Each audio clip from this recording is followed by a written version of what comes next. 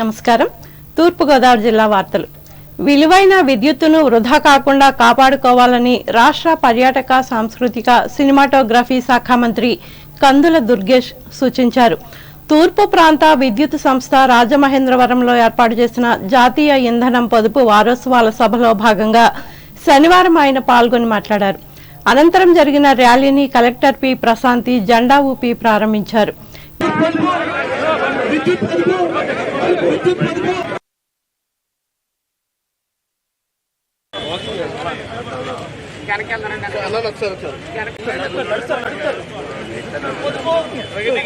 మనకున్నటువంటి అవసరాలను దృష్టిలో పెట్టుకుంటే చాలా అవసరమైనటువంటి ముఖ్యంగా మనం ఎలక్ట్రిసిటీ విషయంలో కానీ బొగ్గు వాడకంలో కానీ అదేవిధంగా డీజిల్ పెట్రోల్ లాంటి ఇంధనాల విషయంలో కానీ మనం ఆల్టర్నేటివ్ రిసోర్సెస్కి వెళ్ళకపోతే వాటిని పొదుపు చేసుకోకపోతే ఒక పక్కన మనకి అవి ఎక్కువగా ఉపయోగంలోకి రావనేటువంటిది ఎక్కువ కాలం ఉండవనేటువంటి మాటతో పాటు పర్యావరణానికి విఘాతం కలిగించేటువంటి అవకాశం కూడా జరిగింది.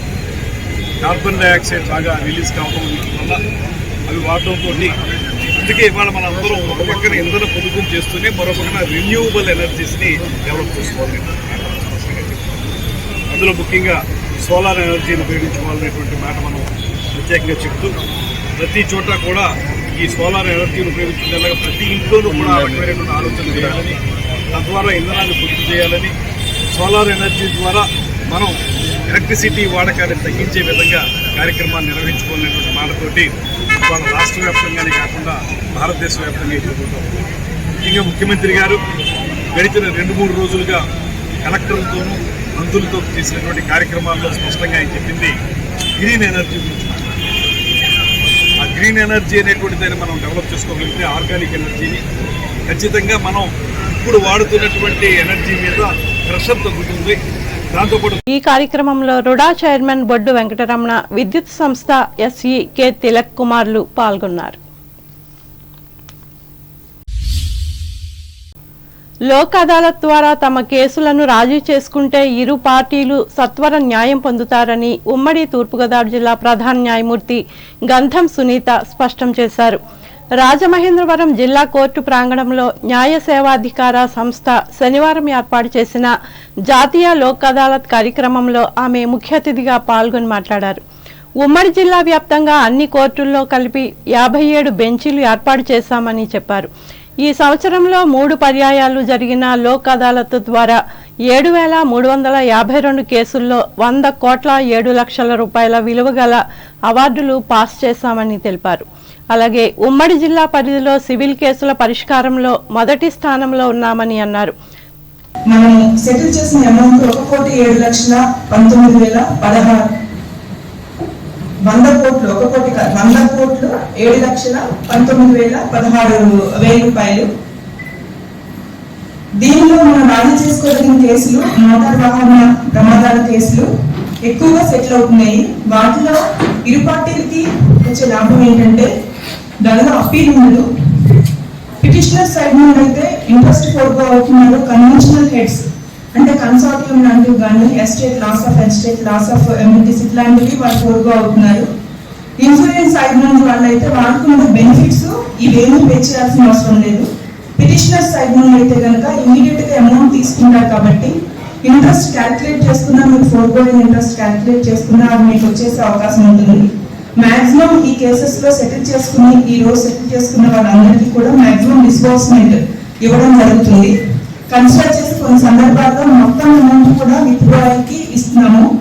మెడికల్ రిక్వైర్మెంట్ కానీ వాళ్ళు ఎక్స్పెండ్ చేసే ఖర్చు పెట్టిన అమౌంట్స్ కానీ చూసి మైనర్స్ ఉన్న సందర్భాల్లో కూడా వాళ్ళు కనుక రిక్వైర్మెంట్ మెడికల్ ఏదైనా ఉంటే మేము వెంటనే విత్డ్రాయల్ ఇస్తున్నాము. కోర్ట్స్ లో అయితే కనుక ఖచ్చితంగా మేము డిపాజిట్స్ అవి పెట్టి ఇన్ని సంవత్సరాల నుంచి డిపాజిట్స్ ఉంచుతున్నాము. ఇది ఇరు పార్టీలకి లాభదాయకమైన లోక్ అదాలతే.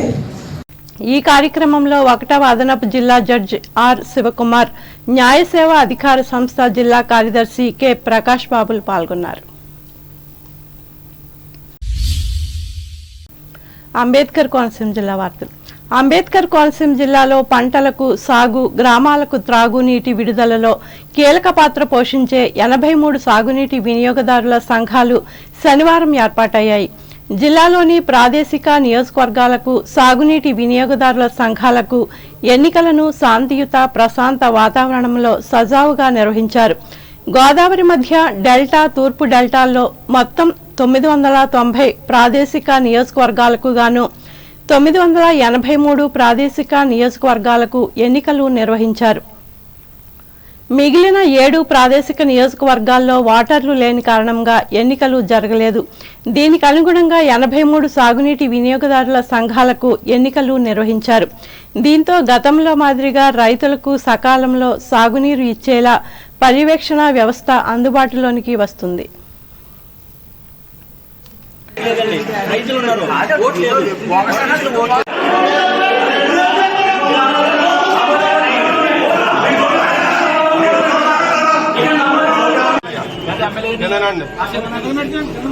ఓట్లేని వాళ్ళు చెప్పుకోవాలి ఏదైనా.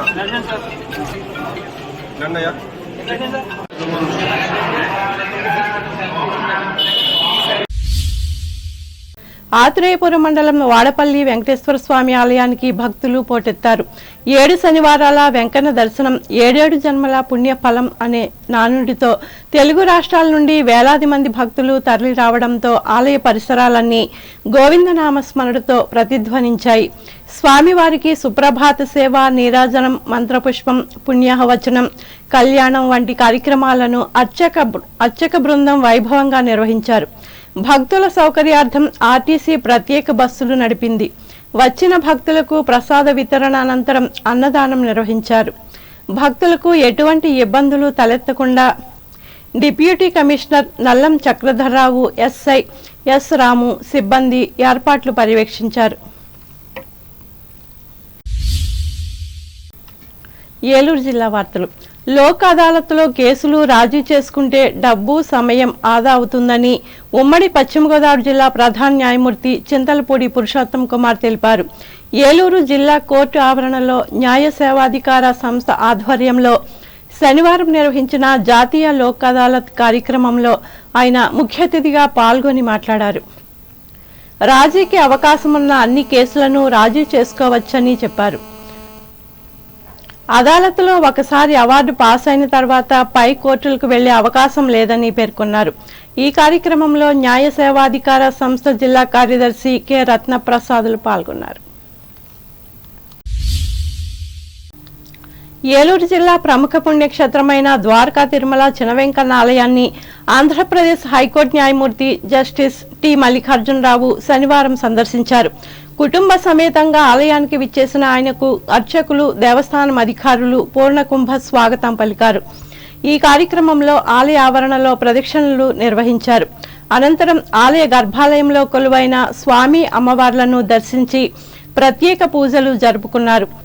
ఆ తరువాత ఆలయ ముఖమండపంలో అర్చకులు మల్లికార్జునరావుకు శ్రీవారి శేష వస్త్రాన్ని కప్పి వేద ఆశీర్వచనాన్ని అందజేశారు. ఈ సందర్భంగా ఆలయ ఈవో ఎన్విఎస్ఎన్ మూర్తి ఆయనకు స్వామివారి మెమెంటోను, ప్రసాదాలను అందజేశారు.